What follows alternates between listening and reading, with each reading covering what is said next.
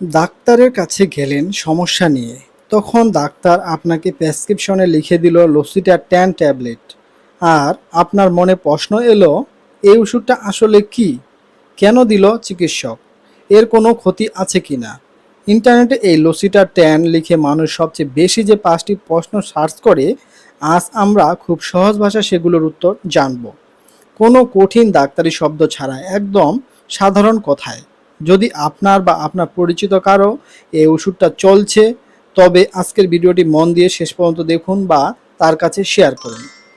ভিডিওর মূল টপিক শুরু করার আগে ছোট্ট একটি অনুরোধ।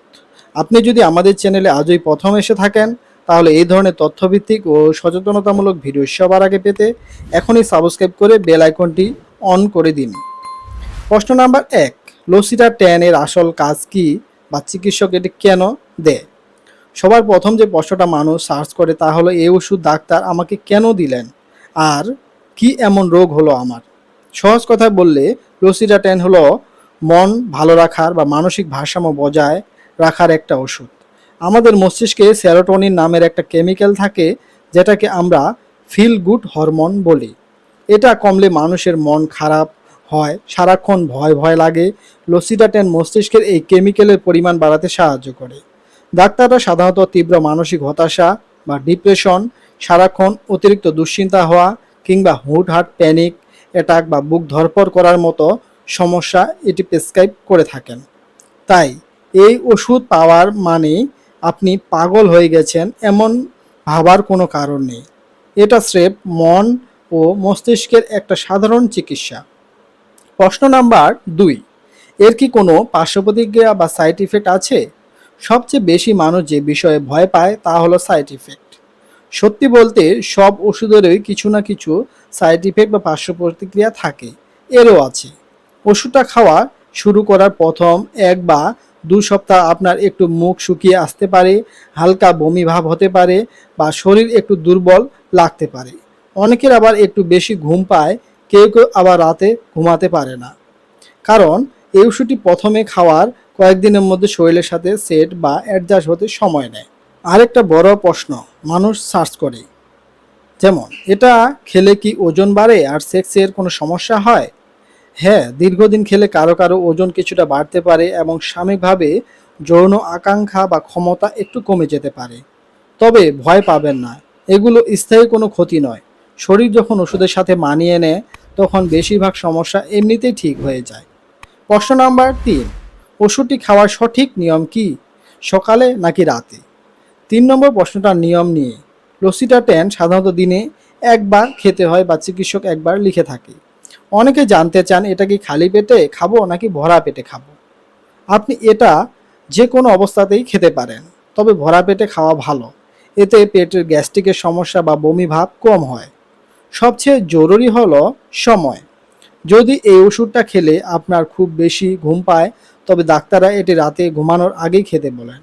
আর যদি এটা খাওয়ার পর আপনার ঘুম চলে যায় বা শরীর চাঙ্গা লাগে, তবে সকালের দিকে খাওয়া ভালো। প্রতিদিন চেষ্টা করবেন ঠিক একই সময় ওষুধটা খেতে। আজ সকালে খেলে কাল রাতে, এমন উল্টোপাল্টো নিয়ম করা যাবে না। 4 নম্বর প্রশ্ন, হঠাৎ খাওয়া বন্ধ করলে কি কোনো সমস্যা হয়? 4 নম্বর প্রশ্নটা সবচেয়ে সতর্কতামূলক। অনেকে আছেন যারা 2 থেকে 3 সপ্তাহ ওষুধ খাওয়ার পর যখন একটু সুস্থ বোধ করেন, তখন ভাবেন আমি তো ভালো হয়ে গেছি, আর ওষুধ খাওয়ার দরকার কি? এই ভুলটা ভুলেও করবেন না। এই ওষুধটা যদি আপনি হুট করে একদিন খাওয়া বন্ধ করে দেন, তবে আপনার শরীর সেটা নিতে পারবে না। আপনার প্রচণ্ড মাথা ঘুরতে পারে, পুরো শরীরে ছটফটানি লাগতে পারে, হাত পা কাঁপতে পারে, এমনকি অনেকে বলেন তাদের শরীরে নাকি ইলেকট্রিক শকের মতো এক ধরনের অদ্ভুত অনুভূতি হয়। এটাকে বলে উইথড্রয়াল সিনড্রোম। তাই ওষুধ বন্ধ করতে হলে ডাক্তার ধীরে ধীরে এই ডোজ কমিয়ে এনে তারপর বন্ধ করবেন। নিজে থেকে হুট করে একদিনেও বাদ দেবেন না। প্রশ্ন নাম্বার 5, এর দাম কত বা এটা খেলে কি নেশা হয়ে যায়? শেষ প্রশ্নটা দাম এবং আসক্তি নিয়ে। ম্যাডেক্স এর বর্তমান তথ্য অনুযায়ী বাংলাদেশে লসিটা 10 মিলিগ্রাম প্রতিটি ট্যাবলেটের দাম 60 টাকা। এক পাতায় সাধারণত 14টি ট্যাবলেট থাকে, যার দাম পড়ে প্রায় 98 টাকার মতো। দেশের যে কোনো বড় ফার্মেসিতে এসকে ফার্মাসিউটিক্যালসের এই ওষুধটি সহজেই পাওয়া যায়। আর নেশা হওয়ার ব্যাপারে বলি, যেমন, না, লসিটাটেন কোনো ঘুমের ওষুধ বা নেশার ওষুধ নয় যে এটা খেলে বা আপনার চলবেই না। ডাক্তার নির্দিষ্ট একটা মেয়াদের জন্য এটা দেন। চিকিৎসক বা চিকিৎসা শেষ হলে নিয়ম মেনে এটা বন্ধ করা যেতে পারে। সর্বশেষ একটা কথাই বলবো, মানসিক সমস্যা আর 10টা শারীরিক অসুখের মতোই সাধারণ। তাই ডাক্তারের পরামর্শ ছাড়া নিজে থেকে কখনো এই ওষুধ খাওয়া শুরু করবেন না, আবার বন্ধও করবেন না। আশা করি একটু হলেও ভিডিওটি থেকে আপনি উপকৃত হয়েছেন। ভিডিওটি উপকৃত মনে হলে একটি লাইক দিয়ে আপনার বন্ধু বান্ধব আত্মীয় স্বজনের কাছে শেয়ার করে দিতে ভুলবেন না। আরেকটি কথা, আপনি যদি আমাদের চ্যানেলে নতুন দর্শক হয়ে থাকেন তাহলে এই ধরনের ভিডিও সবার আগে পেতে চ্যানেলটি সাবস্ক্রাইব করে পাশে থাকা বেল আইকনটি অল করে দিন, যাতে করে আমাদের সকল ভিডিও সবার আগে আপনার কাছে পৌঁছে যেতে পারে। নিজের যত্ন নিন, ভালো থাকুন। দেখা হবে পরের কোনো ভিডিওতে।